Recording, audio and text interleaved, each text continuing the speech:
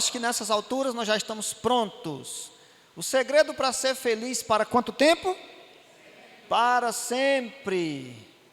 Olha só, talvez para muitos a expressão salvação não seja algo muito comum.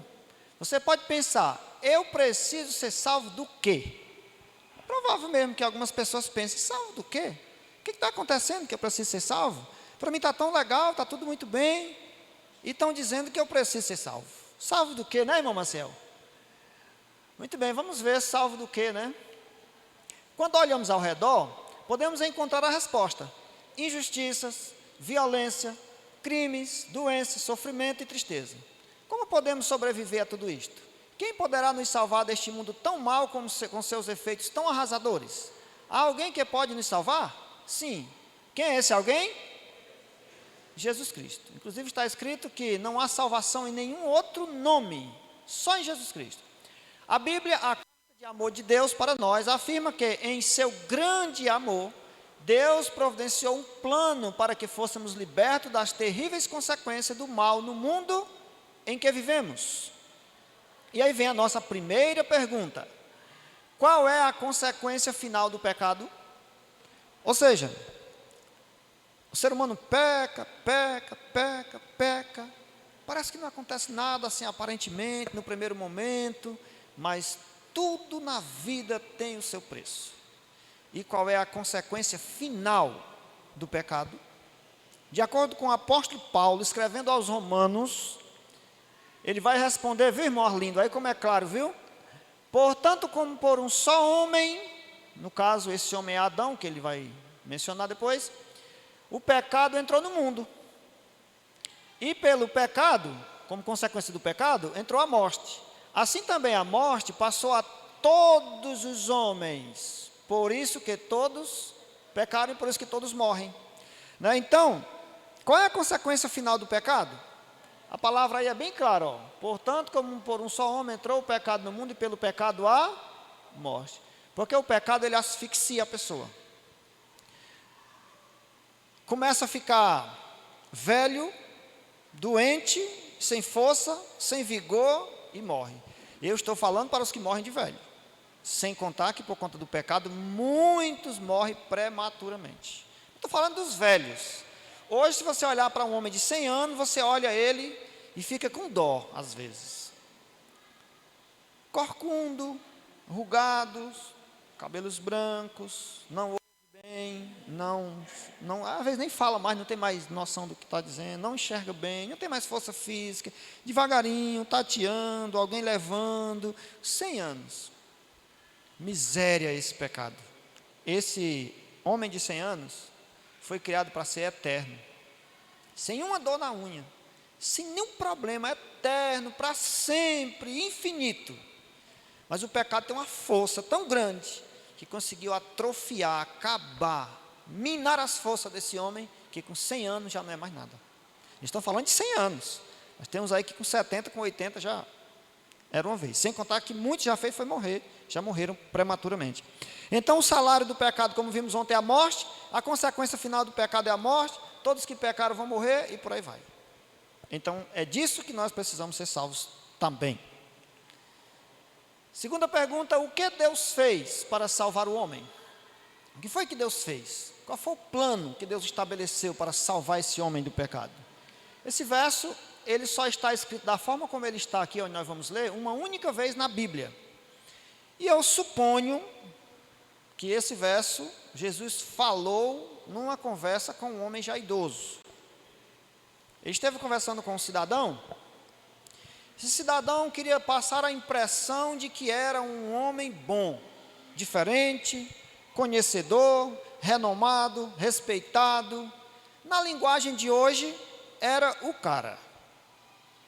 Ele era um dos principais em Israel, na linhagem dos fariseus, aqueles conhecedores, aqueles homens cultos, aqueles homens entendidos, e eles denominavam mestre.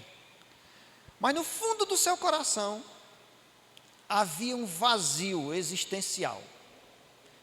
Aquilo que ele ostentava, que ele aparentava ser, não lhe preenchia o suficiente. Havia um vazio. Vazio esse que pode estar acontecendo também com você. E um dia, com vergonha dos amigos, porque ele pensou, se eu for procurar Jesus durante o dia, os meus amigos vão perceber que eu sou fraco. Eu passo a impressão que eu sou forte, mas se eles me verem conversando a sós com Jesus, eles vão achar que eu estou aprendendo alguma coisa nova com ele. E eu sempre passei a ideia que sei de tudo. Então eu tenho que ter uma audiência com ele, mas ela não pode ser pública. Eu vou procurar um horário noturno. E eu imagino que naquela noite, esse camarada não dormiu, ficou inquieto, incomodado, se batendo dentro de si, eu preciso falar com Jesus. Eu não sou suficiente. E numa das noites ali em Israel, ele procurou o mestre dos mestres e conversou com ele. E esse verso foi dito no contexto dessa conversa que eles tiveram. E olha o verso. Porque Deus amou o mundo de tal maneira que deu seu Filho unigênito, para que todo aquele que nele crê não pereça, mas tenha a vida eterna. Então João 3,16 é o verso-chave da Bíblia, porque aí está dizendo que Deus amou esse mundo, eu e você, de uma maneira tal. Você percebe que há uma expressão indefinida. Ele não dimensionou o tamanho desse amor, porque ele é realmente, ele é imensurável. Todos os tradutores que pegaram esse texto do grego, nenhum conseguiu encontrar uma palavra em nenhum idioma falado na terra que pudesse descrever o tamanho desse amor. E por isso uma palavra, uma expressão indefinida. Arlindo, eu te amo de uma tal maneira que decidi morrer por você, disse Jesus. Cláudio, eu te amo de uma tal maneira que eu decidi morrer por você. Maciel, com você eu fiz a mesma coisa. Antônia, por você eu morri, eu te dei a vida de volta, através da minha morte. Então não há como dimensionar, não há como dizer assim, o meu amor é desse tamanho aqui, não há. Então tanto é que esse homem, que escutou isso daí, pouco tempo depois ele refletiu sobre essas palavras, e sobre uma profecia que foi dada no verso anterior, e olhou para Jesus morrendo na cruz e disse, esse aí é o meu Salvador mesmo. Ele se dispôs mesmo a morrer por mim. Esse homem era Nicodemos, e o relato histórico diz, que Nicodemos se doou pela causa de Jesus, e nós também aqui precisamos nos doar por esta causa. Então, o que foi que Deus fez para salvar o homem? Deu o seu Filho unigênito, que Ele tanto amou, para morrer por todos esses que pecaram, e que Deus os criou perfeito, para ser eterno, mas para resgatá-los, e dar a eles o plano de volta, que um dia se perdeu, a vida eterna, no céu e na nova terra, com seus filhos amados. Então foi isso que Jesus fez, foi isso que o céu fez, foi isso que Deus fez, por mim e por você. Agora, como Jesus descreveu a sua missão? Quando Jesus veio aqui na terra, um dia ele fez uma descrição da sua missão. Ele disse, olha, a minha missão é isso aqui. Que descrição foi essa? Olha o texto aí, escrito pelo evangelista São Lucas. O Senhor Jesus disse assim, porque o Filho do Homem, ou Jesus Cristo, ou Filho de Deus, como você queira, porque o Filho do Homem veio buscar e salvar os que se haviam, o quê? Perdido. Jesus disse, eu vim buscar e salvar os que se haviam perdido. O nosso grande problema, irmãos, é que às vezes nós não nos sentimos perdidos. Parece que nós nos sentimos tão bem, que a gente acha que não precisa mais de nada, que não precisa mais de coisa nenhuma. Muitas vezes as pessoas não querem nem mesmo ouvir um conselho, que é de graça, que é para o bem, por se acharem tão bem. Mas Jesus identificou que todos nós estávamos perdidos. E Ele disse, eu vim buscar você, criatura, te acorda, vamos comigo, eu vim buscar os que se acham perdidos. Em Cristo nós estamos salvos, mas sem Cristo, infelizmente, nós estamos perdidos. Mas eu creio que esse grupo que veio aqui, esses amigos convidados, quase 20 que estão aqui hoje, só vieram aqui porque querem ser encontrados por Jesus Cristo. Essa foi a razão. Eu sei que aqui você é bem tratado. Eu sei que nós fazemos o que nós podemos para receber você bem, para comer com você, para interagir, para conversar, para dar atenção. O local é gostoso, o ambiente é agradável, eu sei disso. Mas isso não seria suficiente para fazer você deixar a sua casa e vir para cá. Você veio aqui porque Jesus tocou o seu coração. Porque o Espírito Santo te chamou. E você sentiu a necessidade de um Deus que ama, que cura, que perdoa, que liberta e que salva. E os nossos parabéns, porque você se colocou nessa situação. E você vai ver como Deus vai fazer proezas na tua vida.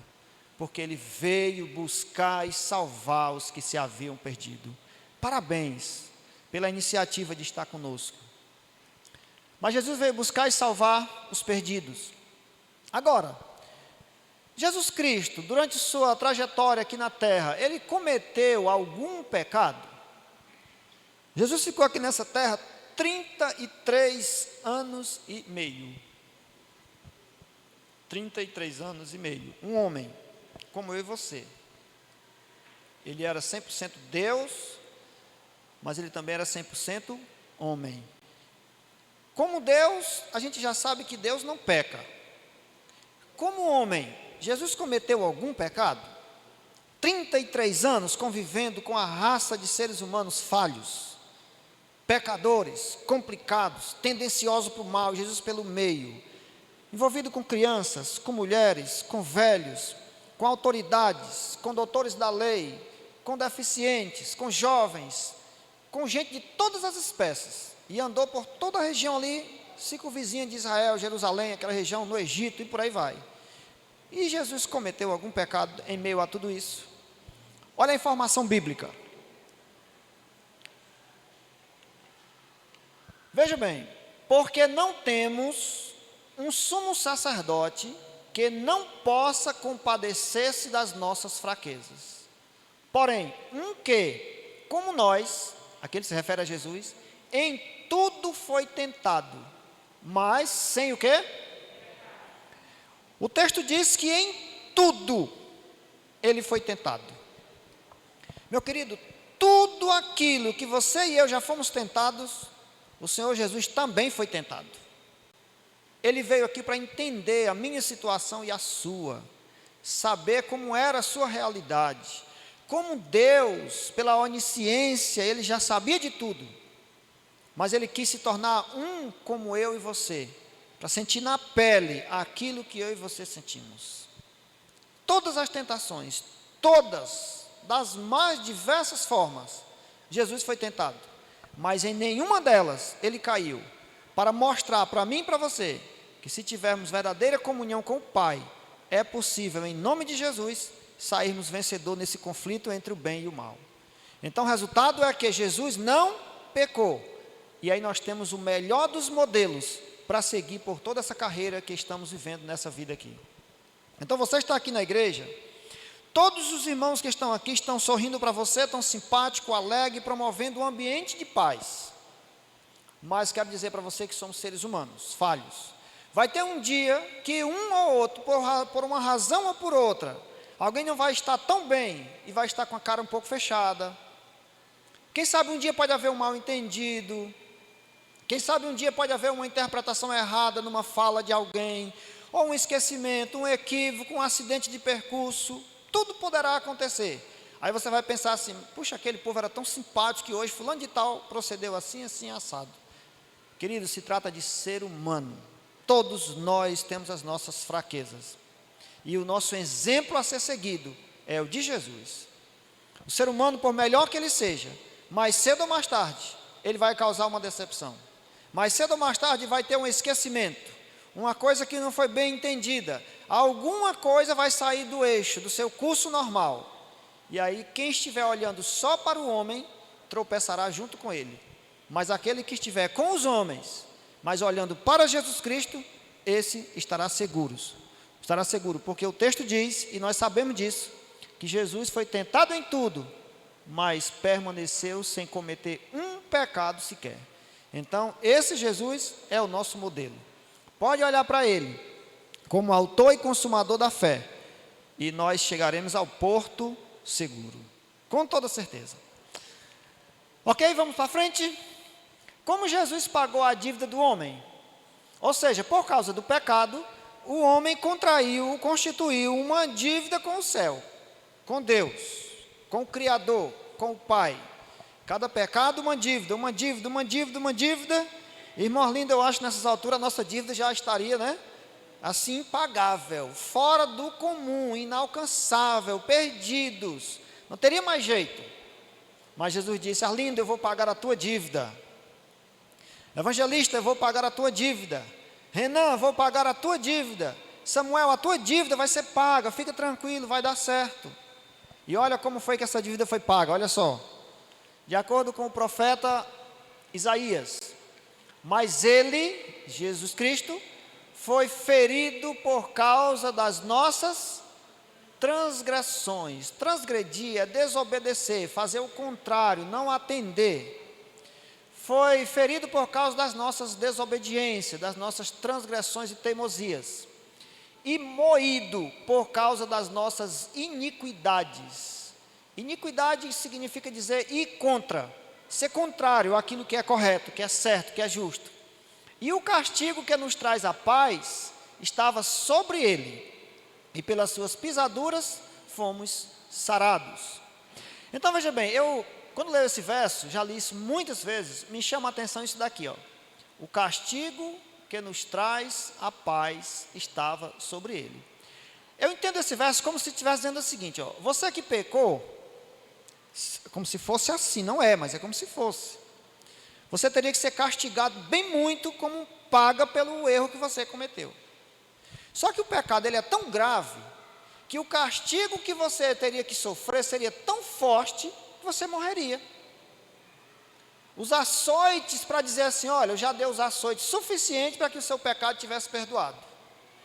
Tem que ser tanto açoite que você não resiste. Agora, esse castigo que te traria supostamente a paz, se fosse assim, Jesus tomou à frente e disse: eu sofro por você. Então o castigo que me traria a paz, na verdade eu não suportaria, morria. Jesus disse: não, se for você que for, você morre. E não dá certo, deixa que eu vou. Porque eu tenho poder para ressuscitar depois. Eu volto a viver, já no seu caso não.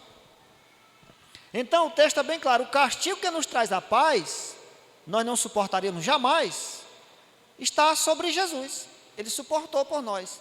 E pelas suas pisaduras, pelas suas feridas, nós fomos sarados. Olha aí que bênção, irmão Arlindo.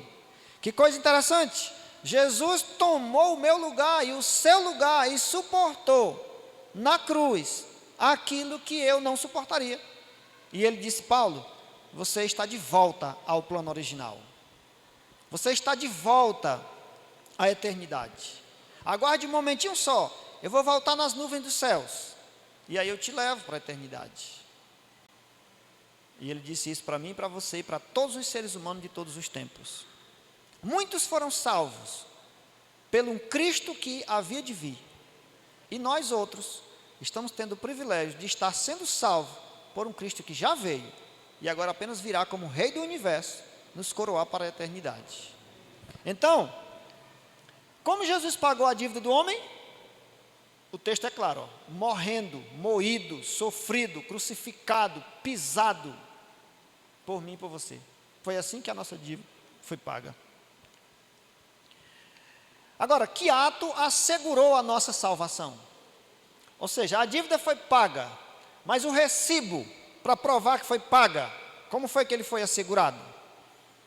Um dia desse aí eu fiz um pagamento, foi até dar uma mensalidade da escola da Ellen, lá em Pernambuco, da minha filha. E eu fiz o pagamento e não peguei o recibo, vim embora.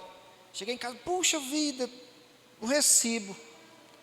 Aí eu ligo lá para o diretor financeiro, falo com ele, ele diz: rapaz, se tu não achar esse recibo, posso fazer nada. O sistema aqui só vai aceitar quando esse recibo estiver aqui. Eu, puxa vida. Aí eu voltei atrás do recibo E aí está aqui, ele diz, agora, beleza. Então Jesus Cristo morreu na cruz, como vimos, e nos salvou.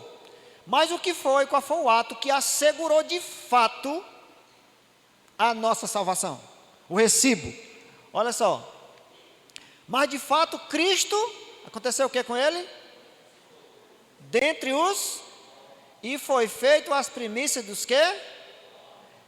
Porque assim como a morte veio por um homem, no caso Adão, né, pecou, também a ressurreição dos mortos veio por um homem, no caso Jesus. Porque assim como todos morrem em Adão, assim também todos serão vivificados em quem? Em Cristo. Então a ressurreição de Jesus foi que deu o checkmate. Satanás agora foi derrotado para sempre, não tem mais poder para nada diante de Cristo. Ele teria poder contra um cristão sem Cristo, se é que pode se dizer que há cristão sem Cristo, né? Então, a ressurreição de Cristo garantiu a nossa vitória, a nossa ressurreição. Porque, na verdade, deixa eu dizer uma coisa para vocês gravarem de mente aí, ó. Escutem bem para gravar de mente. Se ficar dúvida, você já sabe. Vai lá no grupozinho do WhatsApp, Paulo, ficou uma dúvida. Mas você vai gravar de mente isso daqui. Quando Jesus voltar, amanhã eu vou falar para vocês mais sobre a volta de Jesus. Mas veja bem, quando Jesus voltar, vamos supor que Jesus estaria voltando hoje.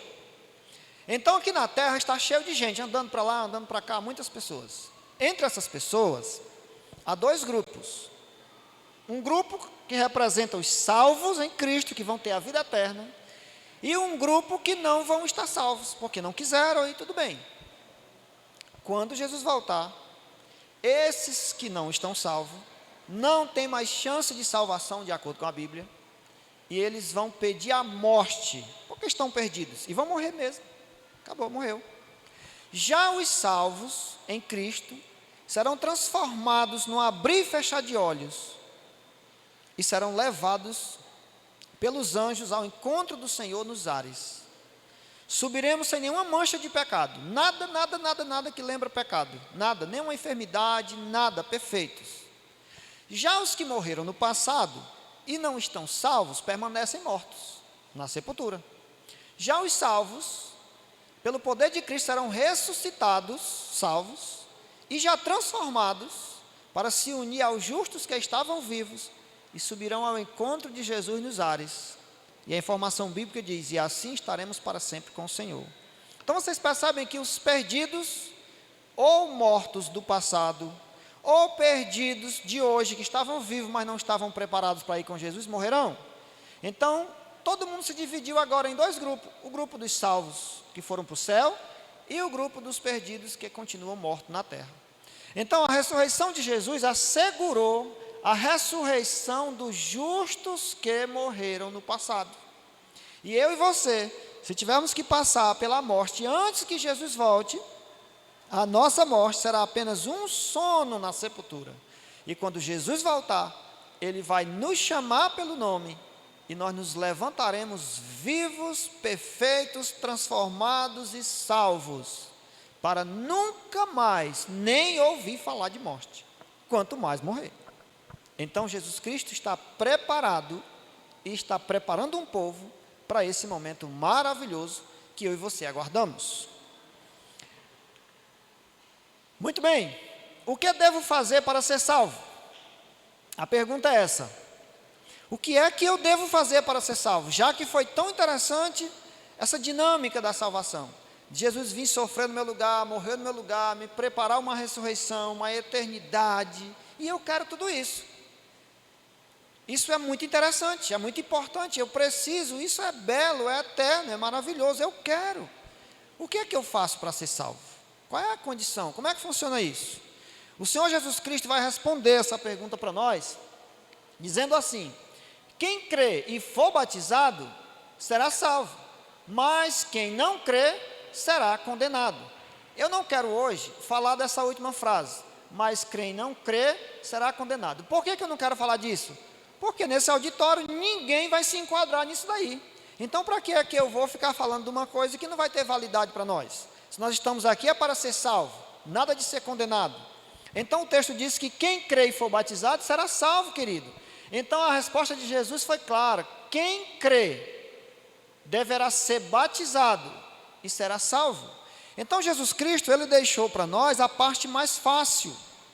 A parte mais difícil ele fez e sempre vai fazer. Mas olha como ele deixou a parte mais fácil. Ele disse: Micaele, você quer ser salva? Quero. Então você basta crer e ser batizada. Ele disse: Renan, você quer ser salvo? Quero, Senhor. Que bênção, que maravilha, que pergunta. Então você vai apenas crer e ser batizado. John Lennon, o seu caso é o mesmo. Maria, o seu também, crer e ser batizado.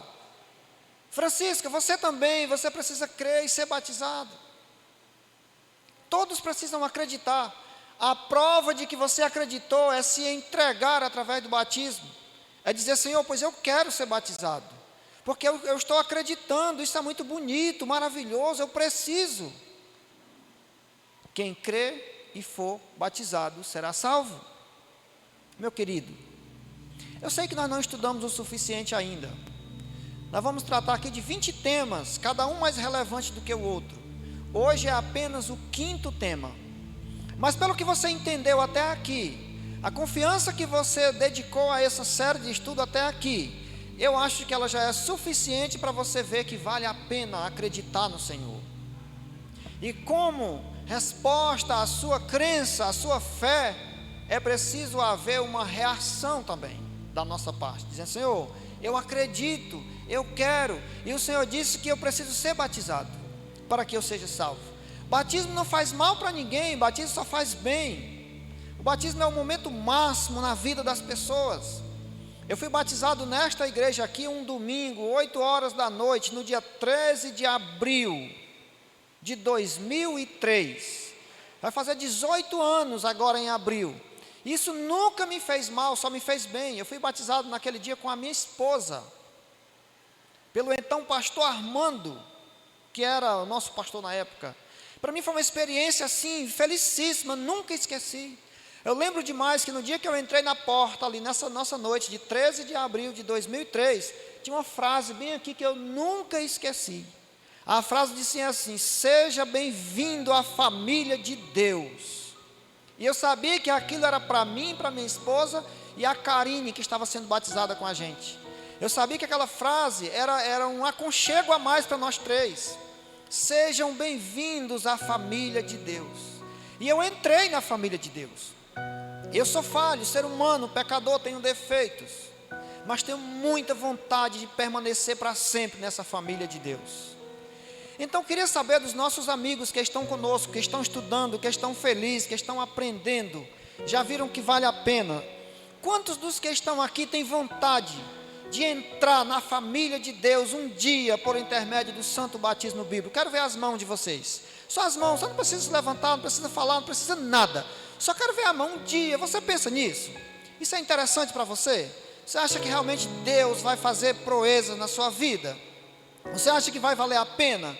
Que essa experiência é máxima, é interessante, é grande, é nobre? Se isso é interessante para você, só para a gente orar por você agora, fique de pé aí onde você está.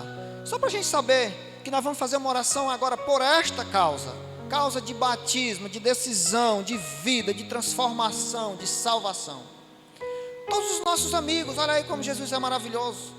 Todos disseram que Jesus é bom, que Jesus é bênção, que Jesus é vida eterna, que Jesus é paz, é alegria, vale a pena. Nós vamos nos ajudar mutuamente. Nós vamos ajudar vocês e vocês vão nos ajudar. Então vamos orar por vocês, vocês oram por nós. Vamos continuar fazendo amizades e vamos nos preparar um por um. Cada um tem uma história, cada um tem uma realidade, cada um tem uma coisa para ajeitar, um negócio para resolver, uma questão para resolver ainda. Mas no dia a dia, no passo a passo, nós vamos nos ajudar, vamos tirar as suas dúvidas. E quem sabe em breve teremos a oportunidade de ver você passar pela experiência do batismo. E você vai ficar muito feliz. Parabéns pela sua decisão. Antes dos meninos cantarem, eu quero fazer uma oração com vocês por essa decisão que vocês tomaram. E dizer a vocês que amanhã nós estaremos aqui de novo, nesse mesmo local e horário. E tragam os amigos, tragam os convidados, tragam mais pessoas para sentir esse prazer que você está sentindo. E nós estaremos aqui fervorosos para juntos louvar esse Deus, nos relacionarmos bem, fazermos amizade e engrossar as fileiras daqueles que vão entrar nas portas do céu. Mas quero orar com você nesse momento, para Deus fortalecer a sua decisão no seu coração. Querido Deus, Pai amado, muito obrigado, Senhor, porque o Senhor tem misericórdia de nós, porque o Senhor é bom, porque o Senhor perdoa, porque o Senhor ama, porque o Senhor cuida. O Senhor viu que os nossos amigos convidados aqui, todos, sem exceção, se levantaram em resposta ao teu chamado, ao teu apelo. Não estamos fazendo um apelo sensacionalista, não estamos prometendo coisas da terra, não estamos pedindo nada para eles, senão que prestem atenção em tão grande sacrifício que o Senhor fez por cada um deles. Senhor, habita em cada coração aqui. Aqui são homens e mulheres que precisam do Senhor. Nós vivemos envolto no mundo de trevas, de pecado, de morte, de desilusões, de problemas, de acidentes, de fomes, de guerras, de tempestade, de divórcio, de morte, de crimes, assassinatos, das mais diversas formas. Esse mundo não nos interessa mais. Ficaremos por aqui só enquanto o Senhor volta. Mas quando o Senhor voltar, queremos ir contigo para as mansões eternas. Por isso abençoa, Pai, nossos amigos. Abençoa nossos convidados. Faz com que eles cada dia sejam mais fortes. Busquem mais o Senhor. E o Espírito do Senhor invista pesadamente em suas vidas e fortaleça suas escolhas, suas decisões de estar ao teu lado. Pedimos, por favor, que o Senhor nos abençoe ricamente nesta noite e em nome de Jesus. Amém. Vamos cantar, vamos louvar e vamos concluir nossa programação de hoje. No final, como de costume, nos dirigimos